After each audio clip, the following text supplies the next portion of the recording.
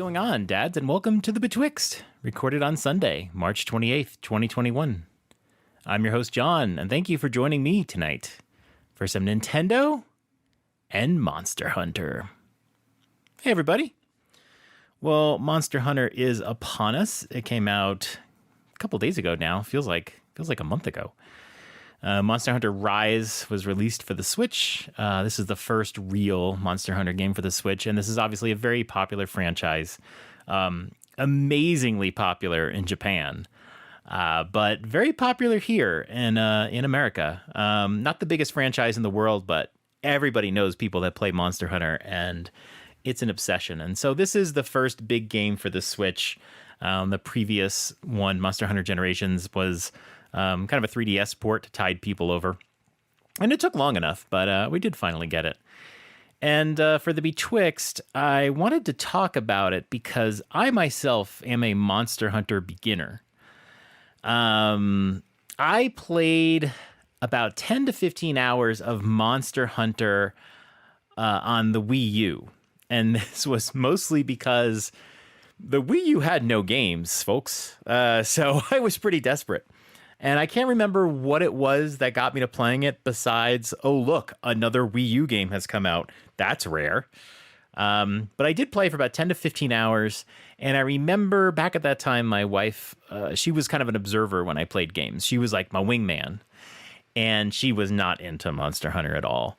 I would go around and spend most of my time like picking up mushrooms and things like that. And it was a long process. I'd go fight the same monsters over and over again.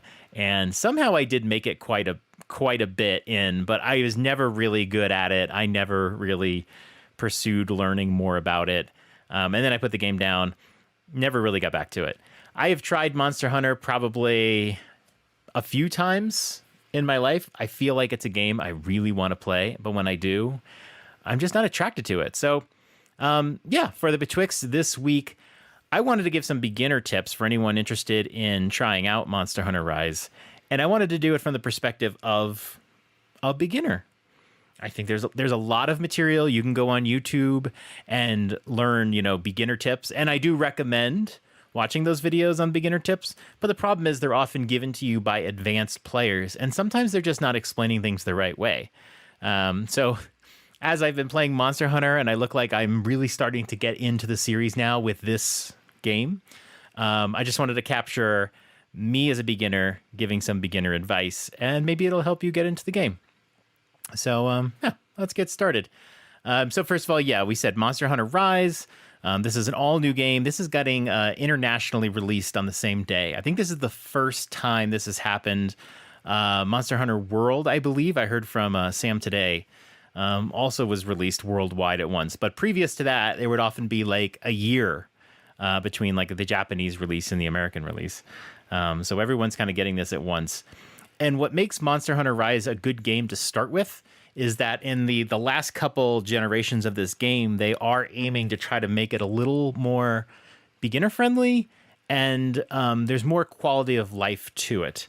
And so there are some things in Monster Hunter World that are people really liked. A lot of people got into the series with that one, but the only problem is that, Monster Hunter World was not on a Nintendo system. It is a PC and the consoles. And by the way, Monster Hunter World is available on Game Pass now. So if you wanted to try, you can play that for free. I've really been getting into it. I almost quit on, like the next morning. I almost quit and said, this is just not for me. But one of the things that got me into it was I decided to just sit down for a half hour and go through menus and walk around the little town and just talk to everybody and get a real feel for what everybody does. The game can feel overwhelming because they're constantly throwing tutorials at you early on. You feel like constantly, and these are the kind of tutorials that are like page after page after page. And it's like, I'd rather just like learn it as I go, but they throw a lot at you to start, and it is overwhelming. But just like get through it. And then once kind of you've done a couple quests, just sit down and walk around the town, make sure you understand what everybody's role is, because everyone does have a clear role. And there are a lot of characters that at least right now don't have a role. So it can feel overwhelming. Like, why is that person there? Why is that person there? But they're just sitting down. They just give you a little advice. They're not really important. There's like a couple merchants that you feel like, oh God, I don't know what this is they're selling, that sort of thing. But honestly, they keep selling the same stuff, and you get an idea like this merchant is good for like a couple things, and that's it. You don't have to worry about too much. So here's some random shit I've learned. I'll try to do this in more of a chronological order of importance, but just some random shit I learned about Monster Hunter I'm going to kind of impart to you. First thing I think is very important is, why do people like this game? The reason why I like this game, I see it like this. Why do you like an RPG? I love RPGs. And one of the reasons I love RPGs is I love quests. I like to get into an RPG, I like a main storyline, and I like all the silly side quests, right? Witcher 3 comes to mind. Witcher 3 is a game where you just go in, you do some main quests, you do some side quests, tons of quests. And I love Witcher 3. Monster Hunter is the same thing. It's an RPG with tons of quests, except there's no real story. They just kind of take that out. This is a game about questing. A friend of mine, Dylan, called this game a hoarding game. And it's so true. It's just about going through, doing quests, ticking off boxes, collecting as many potions as you can, items as you can. This is a game where fighting the same monsters over and over again has value. Oh, you already beat this monster? Well, beat him again, get more pelts, get their teeth, get their whiskers. It's just about doing quests, and the nature of this game has you constantly doing what are considered more like main quests and then side quests at the same time. And I'll get a little bit into that later. But there's just always something to go on. And even though some of the levels can take a little while, I mean, a monster fight could take you 20 to 30 minutes. But once you finish it, you can put the game down and come back later fresh.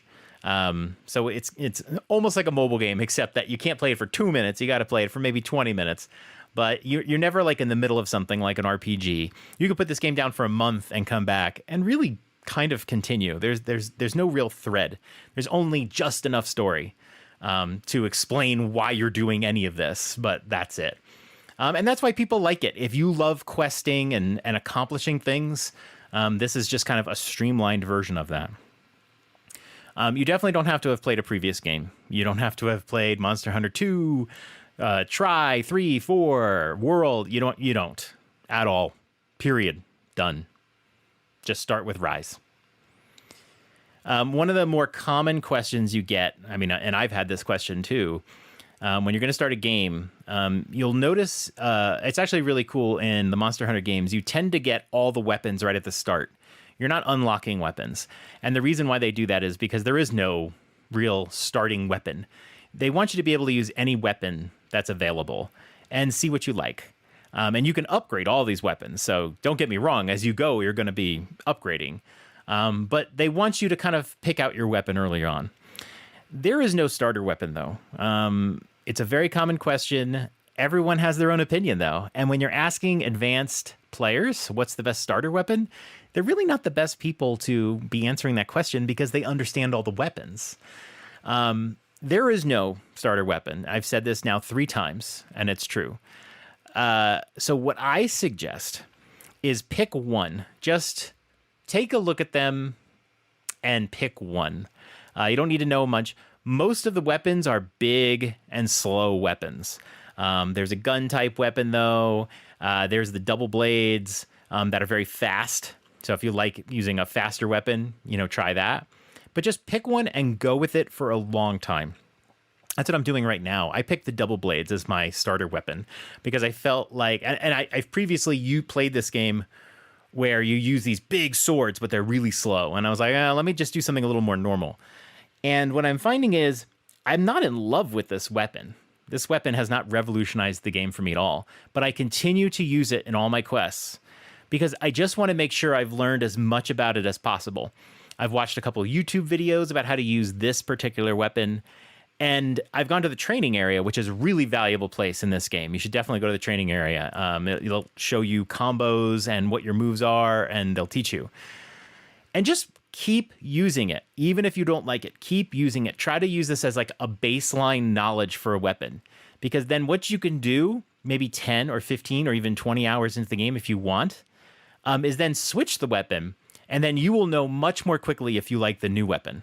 Because I'm telling you, if you go in and use the Great Sword, which is a very popular weapon, you might hate it right away and then switch away from it or whatever.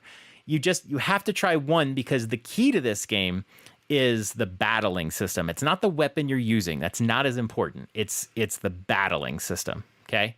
The ramp up is learning how to fight the monsters. So just pick what you like and go with it. And following up on that, another tip is some of these weapons are very awkward to use. They kind of look like the Buster Sword from Final Fantasy VII, right? They're big. You'll swing it. It's really slow. You'll smash it into the ground. It'll take a while to pick it back up. And that's because fighting in this game by bashing buttons, this isn't Bayonetta. This isn't a brawler game or anything like that. The point of this game is watching the monsters, picking up on their behaviors. Think about Mike Tyson's Punch-Out when you play that. You're watching. You don't just go in and start throwing punches. You watch these boxers and see what are their tells. What are they telling you when they're going to punch you? There's usually some kind of sign that they give that they're about to do that, and then you dodge out of the way and you attack. And that's what this game is. The goal of this game is understanding the behavior of the monster. Get in the head of the monster. Every monster has very distinct behaviors. If you fight, there's this one monster. I'm really bad with monster names, so I won't even be able to name any of them. There's a monster that looks like a giant rabbit. And if you watch that monster, he always sort of gives you his back end. As long as you're not in front of him, you can get a good shot at him. So you try to get behind him and hit from behind. He'll start throwing some punches. Just let him do it. And then when he's done, hit him from behind, okay? Every monster has tons of strategies, I bet. You just have to pick up on a strategy. Don't worry about being overwhelmed and feeling like I don't know enough about this particular battle. Just try to figure it out yourself as much as you can. And then if you want later, you can look up some guides or, whatever, or just watch other people fight and get an idea of like some new strategies or something more efficient. Right? I was playing with Sam today, and he was accentuating trying to hit these bosses in the face because that's where your weapons have the most impact. And I said, I'm sure, but I've found that when I'm facing the monster, that's usually when I'm going to get crushed the most. And that's true too. So you have to just kind of know when you can get in front of that monster and hit them in the face and when you need to back off. That's just it. A simple concept that I found tricky, you have an item bag and an item box in this game. The item box appears in your room, but through the magic of alternate galaxies, alternate timelines, that same item box is located in other places in the game, different areas of the town that you're in. The item box you can think of as your storage. You can put tons of shit in it, okay? But your item bag is very limited. If you have a potion in your item bag, you'll see a little number that basically says you can only carry up to 10 potions. But in your box, you can put in way more. I'm not sure the exact number, but you can just like shove stuff in this box. And one thing that's really nice about it is like, it's like Animal Crossing. When you go and you want to, craft something, they make you have the item in your item bag. Right? If you have a bunch of stuff in your storage in your house, that doesn't fly. Here, if you have stuff in your item box, you can go craft stuff. You can go to the blacksmith. So a lot of the shit that you have in this game, just throw it in your item box. Think about your item bag is, what do I need to have on me when I'm in a battle? And that's it. I usually keep potions, traps, anything like that, bombs, anything that I think I need for my battle. Everything else, materials, just random stuff, just throw it in your box. Don't bring it with you. You want to have your item bag as empty as possible so that you can carry more stuff with you out of the level when you're done. So that's the difference between the item bag and the item box. When battling, we're going to start getting into the battling now, but the first bit of advice is you need to sharpen your weapons. The more you use your weapon, the more you're going to need to sharpen it. You have a whetstone on you. This is common in most games. You have a whetstone on you, and you can use that whetstone an unlimited number of times. So even though you have to constantly sharpen your weapons, it's not an exhaustible resource. Your weapons won't break. Your whetstone won't break. You won't have to pay money to have them sharpened. But you just have to know that you have to like keep them sharpened as you go. In levels when you're not dealing with a big monster, like sometimes you're just dealing with finding items and little monsters, you generally don't have to worry about the sharpening. As the monsters get bigger, you will, sharpen from time to time. And then once you get kind of the moderately sized monsters that are fairly early in the game, and within the first 10 hours, you're going to be sharpening a lot. The thing to remember with it is always sharpen when you can. Monsters will always sort of run away at given times during the battle. So you're not done fighting them, but they run away.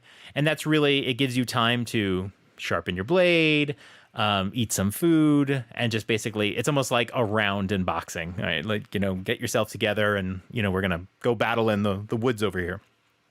So keep that in mind early. You're going to need to sharpen your blade.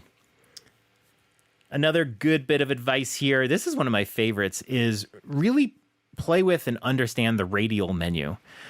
So the radial menu, when you're in a level, you hold down the L button on your controller, and you're going to see this circular menu come up on the bottom of the screen. And it's not very intuitive, but it's a circular menu, and in each of the 8 directions is like an item or something you can do. You'll also see 4, I think it says shortcut menu 1, shortcut menu 2, 3, 4, and if you press ZR, you can alternate through them. I've only ever used shortcut menu 1, but there's plenty to play with there. This is something, remember when I said I sat down for like a half hour and tried to understand the menus? This is a very important one. Really understand how that thing works. What you're doing is you're pressing down the L button, and then you move the R stick in a direction, and then you let go of the R stick. So for example, I have potion as the left direction. So I hold down L, and then I flick my right stick to the left, and then I let it go. And my guy will take, my girl will take a potion. Okay. My down is mapped to writing on my Palamute, and I'll get into that in a second. And it's a quick way to just, you just press L and flick down, and boom, your Palamute's going to come over to you, and you don't have to, go to it and press the button. You don't have to think about it. Just try to get used to this stuff. There are some expedition missions here that have no time limit, and just walk around and figure it out. If you go to your settings, you can map all the different actions you want on the radial menu, and you can do all the different shortcut menus. So I imagine you could use one of the other shortcut menus for common gestures and that sort of thing. But yeah, on the first menu, have your potions, have your traps, because you'll want those really quickly. Writing the Palamute, the map. There's a lot of good default ones there. But really play with that. And I found it really useful because the other menu, the item menu, is much more, how would you describe it? It's a bit bulky to use. It just goes left and right, and you can have 20 items, and it's, map these things to your radial menu and use that all the time. So it's a game about quests, right? Nice and easy. Do quests. So what is that like? What is the cycle of play? So right now, my cycle of play is I do a quest, and then when I come out of that, I will go over to my item box, maybe not every time, but maybe every other time, and I will throw everything that I don't need in my item bag into the item box. And it's maybe not every time, because the item bag doesn't fill up all that fast. So I throw everything that I can into my item box that I don't need. I just keep my potions, and I just keep my traps and that sort of important stuff on me. Then I go around town and check if anyone has anything for me. You really don't have to go walking all that much. If you press start and then press L to go to the next menu to the left, you can warp to anywhere in the town. And fast travel is really fast in this game. It is instantaneous. So use it. You don't have to go walking from place to place. And you'll actually see if anyone has anything to talk to you about in any area of the town, it'll show up on that fast travel too. So you can just do a quick scan. You can usually just look around 360. If somebody has something to say, you'll see little blue marks, red marks, that sort of thing. So I go to check to see if anyone has anything for me. I like to go and buy as many potions as I can. I think you make a pretty good amount of money in your battles, and potions aren't expensive. So I always make sure that I'm full. And then I pick my next quest. And I really like that about this game is you can pick your next quest, but you don't actually have to do it immediately. You just basically set your next quest, and then there'll be a little button on the top that says, press ZR to start your quest. But what I do is then I go eat. If it's going to be a big boss battle, big monster battle, I will always go eat. You don't really need to eat if you don't do it, so you don't have to. But go eat. It's a really fun animation. But you'll find is that when you eat, you can choose certain buffs that last the whole level. So it's always smart to go eat, and it's not that expensive anyway. And then you go and you do your quest, and then you just rinse and repeat. It gets kind of casual and kind of therapeutic. So just enjoy it. After every handful of quests, it just really depends. I will then go to the blacksmith to see if there's any armor or weapons I can upgrade.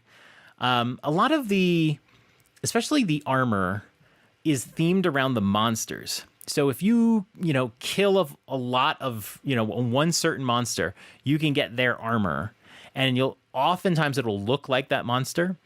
And then, you might try to get like every piece of the armor. I think you get an upgrade if you have all 5 pieces of that armor, but you'll also look sick, and and then decide, okay, what's next? What's the next monster where the defensive attribute is higher, and it's a monster I can beat?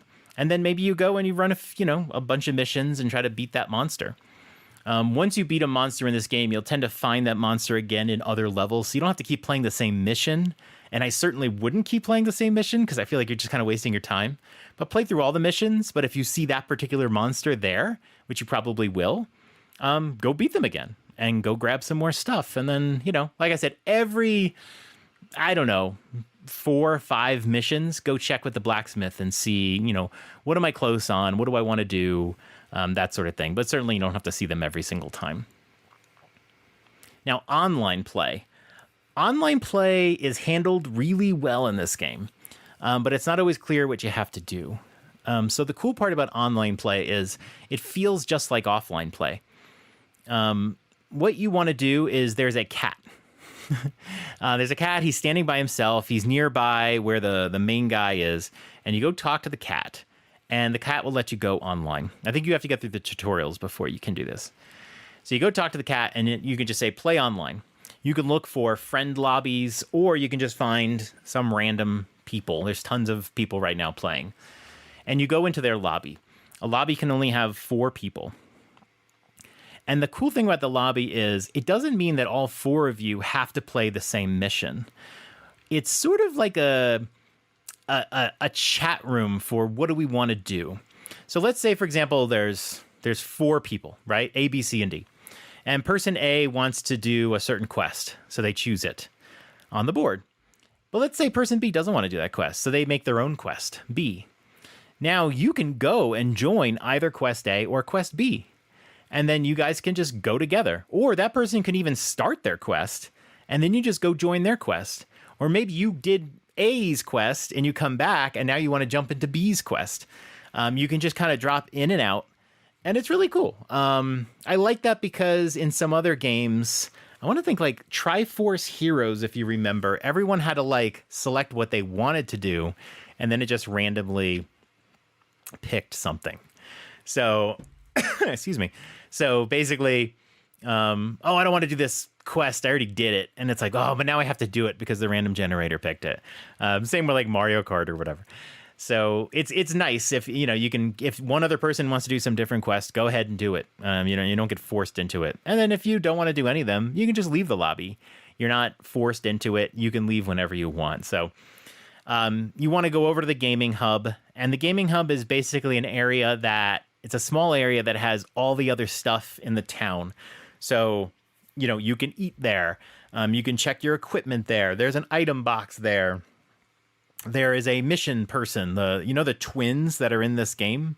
One of them handles sort of the offline quests, the village quests, that sort of thing, and the other person's doing like the online quests, like the hub quests is what they call them. So, yeah, it's not super intuitive, but that's kind of an idea of what you're doing. So, hopefully that helps you. And I'll say that a lot of people who love Monster Hunter say this game is better as a multiplayer game. And I'm thinking yes and no. It depends on who you are. Some people don't like playing online, obviously. So if you don't, it's not going to do it for you. But playing online is a very different experience than playing by yourself. I actually do enjoy playing by myself because, first of all, I get to decide what we do.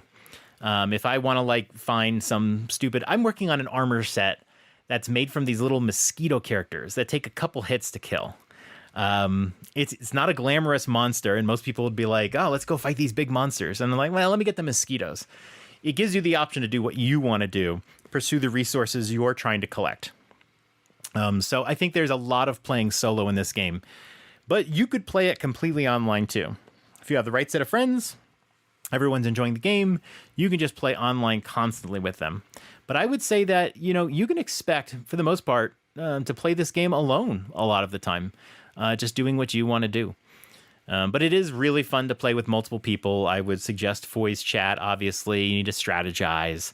And I think a lot of it is just chatting and shooting the shit while you play, too. This game can get very, automatic. You're fighting these same monsters over and over again. You're not going to strategize every moment of the game. So you're just all there. You're trying to beat this monster for the 10th time and talk about your day and that sort of thing. So it's both ways are good. Expect to play both. Now, Monster Hunter Rise has something new. He's called the Palamute, which is pretty funny because it's a dog. And it's kind of based on the term Malamute, but it's your Palamute. And the Palamute is a quality of life animal. You're actually going to like give it its appearance and name right at the beginning of the game too, just like your own character. You actually get a few pets right in the beginning. But the Palamute is there for a lot of things. One of them is going to be, it allows you to get around faster. You don't have to run everywhere or walk everywhere. You can get on your Palamute and it's kind of like a zip line across. I use the Palamute all the time. And I think when you first start playing, you might not use your Palamute all the time. He does attack a lot, so he can be helpful even if you just ignore him. But if you get on the Palamute, and you'll learn using the Radial Menu, it's really easy to do it, that you can not only go faster, he can help you get over smaller cliffs, not like huge cliffs, but smaller cliffs. When you're running, you press ZR to jump, and he can like jump up these smaller cliffs. He can climb the ivy, so you don't have to get off for that.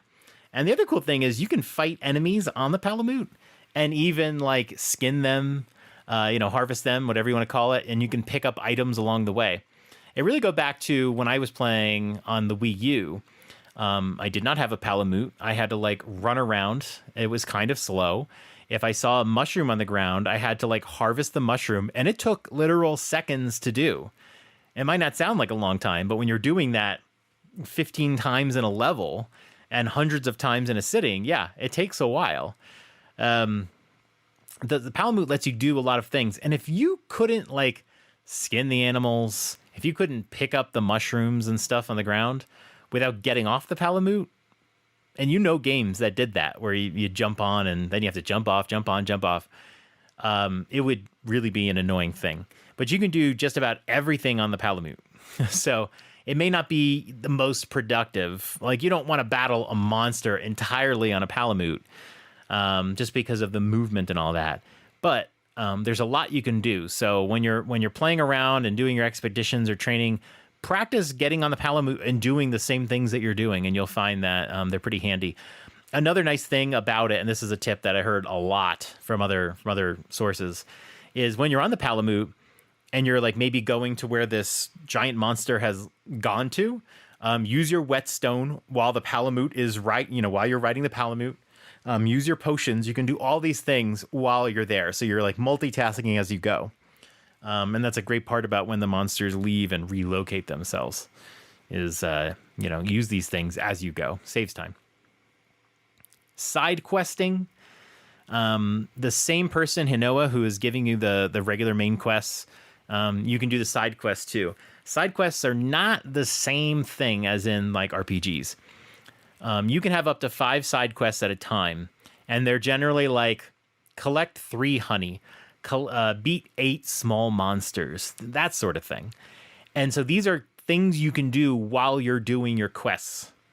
And they repeat a lot. I mean, when you beat beat 8 small monsters, there's going to be another side quest that's probably the same exact thing, or maybe 10 small monsters or whatever. Always have 5 of these. You can have up to 5. Always have 5 of these going because you're going to be doing these things anyway. You're going to be picking up mushrooms. You're going to be finding honey. You're going to be defeating enemies. So just have these missions going and you'll get credit towards that side quest. If you don't have the side quest going for small monsters and you defeat 100 of them, you get nothing. So it's really just a way of registering that you're going to do something and then getting credit for it. And you'll get these orbs, which help you to upgrade and forge armor. So you really want to keep these things rolling. You don't always have to go super out of your way every time you're fighting a monster. Oh, let me make sure I find, 8 sets of bones or whatever. But just make sure you have these constantly going. And then as you tick off each one, you might have 1 or 2 or 3 that finish up in a particular level. Make sure you get all filled up to 5 again. And just keep that rolling, keep it rolling, and, hoard everything that you can. There's a training area in this game. I think I mentioned that. There's also training missions. Use them. Use the training area, especially if you're trying a new weapon. Or even like if you've used your weapon, in 20 different missions, go back to the training area and see if there's something new that you can glean from it. Something that you now know that helps you understand something else. So use that training area a lot. And then obviously if you switch weapons, use that for a while there too. And then there's training missions. You'll get a little check mark when you do them. But with training missions, and I mean any mission, but especially training missions, you might want to do it a second time. There are some training missions. The one that teaches you how to trap a monster and capture it, there's multiple ways to do it. But if you use one of the ways to do it and succeed, then it ends the training mission. And I found that, wait, I didn't try it the other way. So go back in and do the training mission again. Even though it's already checked and you won't accomplish anything, you will accomplish learning the game a little better. So it's worth it. Just use those resources.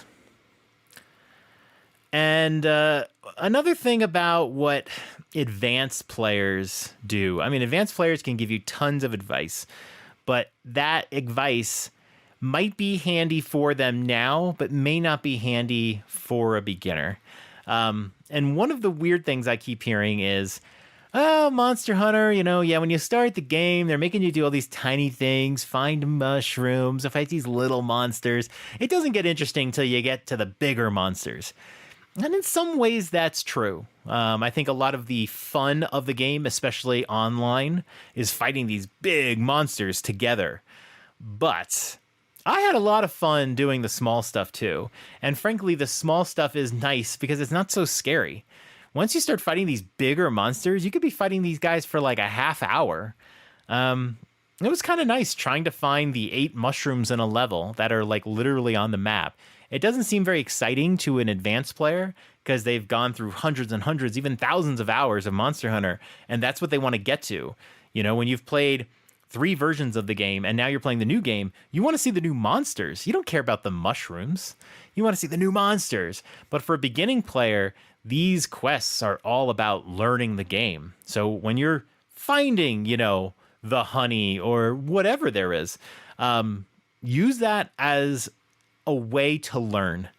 And every time I do a mission, I try to find something that I find annoying or something that I feel like could be better, and I try to learn a better way to do it. There's the wire bugs in this game, and I won't get into wire bugs because I feel like that's something you'll just have to learn from the game. But, try to use your wire bugs more. I find I often don't use them too much, but they're really handy for scaling cliffs and learning those techniques. They're handy for dashing forward. And then they become useful for avoiding attacks from monsters. Just try using them. Just force yourself to use this stuff so that every time you do a level, maybe you've used the wire bug 10 to 20 times and you're just a little more used to it. The other big thing with the wire bug is when you get hit by a monster, generally you get flung into the air and you hit the ground and you might be on the ground for a little bit and then you kind of get up slowly and it could really lead to you getting hit over and over and over again, especially when it's just you in a mission. There is a move now where when you get hit into the air, you can hold down ZL and press B. And what'll happen is you will sheath your weapon and you will get back on your feet more quickly. So it's really handy for, I got hit. Let me do the ZLB and now I can run away and maybe you can get some potion or jump on your Palamute or something like that. I am still trying to get used to that. Usually when I get hit, I'm usually in shock that I got hit and I forget to do it. But try to get yourself to get in that rhythm of doing it. Just constantly try to better yourself. Even if you do a mission you've done before and you're just harvesting a particular monster, try to make yourself better every time you do it. And the final bit of advice is maybe Monster Hunter's not for you. I mean, it's exciting. The game just came out. It's a big release. I started to fall for the hype of it, even though I don't normally like Monster Hunter. But I really do kind of like it this time. But hey, if you don't like it, that's okay. You don't have to play it. Don't feel the pressure on it. It's not super popular here in America, although I think it's going to get more popular with Monster Hunter Rise. But that's okay. This isn't a game that's universally loved, okay? A lot of people don't like this game. If you don't like it, just move on to something else. What can I tell you, man? But that's it. Hopefully, I gave you some bits of information that might be helpful as a beginner. The next time I talk about Monster Hunter, probably next week, I probably won't get into too much detail, but I'm hoping to be a lot better of a Monster Hunter player. And the more I learn, maybe the less, I won't be able to really identify with the beginning Monster Hunter player. Okay, maybe not next week, but, maybe a few months from now, I won't be able to identify with beginning strategy. So I just wanted to get this recorded and let you know that it is okay to not know shit about Monster Hunter. I'm here for you. And if you're totally confused, ask me a question, and I'll probably tell you I don't know either. But it's been fun giving it a go, and I really hope that I get into the franchise. I actually might try Monster Hunter World. If I get through Monster Hunter Rise, I think I will, I think I might try Monster Hunter World. Maybe not right away, but down the road. I might give it a try and see. So, I'm excited, and I'll be excited for the next entry in the franchise, and or maybe I'm just telling myself that. And in a week, I will tell you that I stopped playing Monster Hunter. Anyway, that's about it. We'll just call that a wrap for the week. Hope everyone's having a good week. We'll see you next week for episode 40 of the Dads After Dark show. Take us away, Sadie. The Dads After Dark show is a part of the Nintendo Dads family of podcasts. You can subscribe to us anywhere podcasts are available, including iTunes, Google Play, Spotify, and Stitcher. Be sure to join us on the Nintendo Dads Discord in the Dads After Dark show channel for some naughty After Dark talk. Follow us on Twitter at @NDadsAfterDark. Ask us a question, and we may answer it on the show. That's all for tonight. Good night, Dads. Sweet dreams.